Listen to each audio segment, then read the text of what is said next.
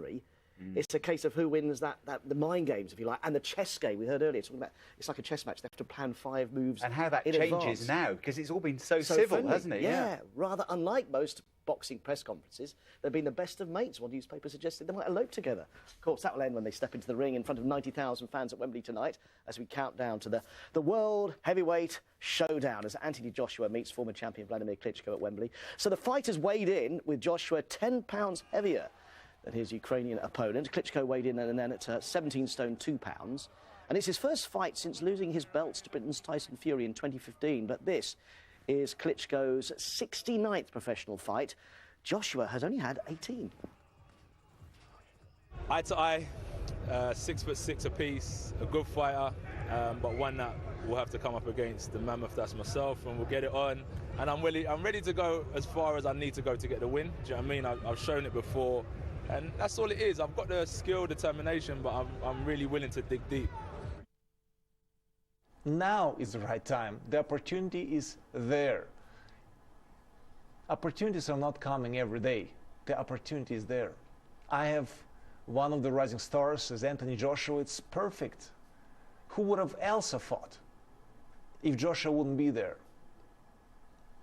Nobody. Smiling Mr. Klitschko. Sorry to interrupt him there. Yeah, John was you putting were off brave by man threatening with a interrupting him. punch. This is the size, by the way, the back of the sun here, the size of Joshua's left fist. Actual size. Incredible. Look, compare that. It's as big as your head. It is, isn't it? Yeah, that's why I'm not going anywhere near the ring. I'll leave that to Klitschko tonight. Anyway, you can follow the fight live on 5 Live, BBC Radio 5 Live commentary, build up from 9, and also on the website.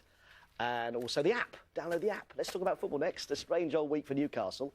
They were promoted to the Premier League and then raided as part of that fraud investigation.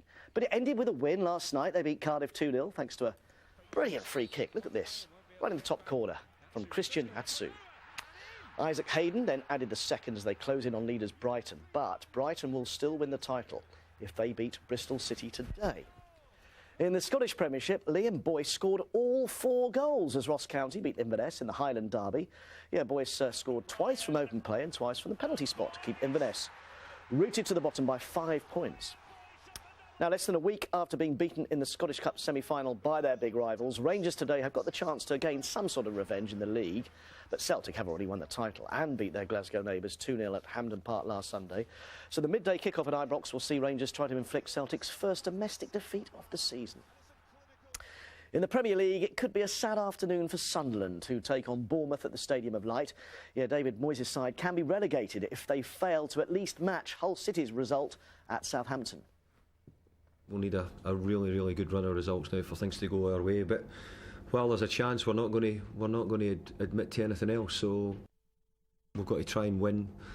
We have done and said in every other game that we've had to try and win, and we've not done so.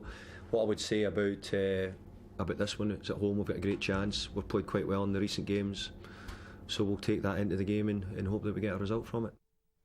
Andy Murray is through to the semi-finals now of the Barcelona Open after a really hard-fought victory against Albert Ramos Vinolas. Yes, the same Spaniard who knocked Murray out of the Monte Carlo Masters last week, and he took the first set here.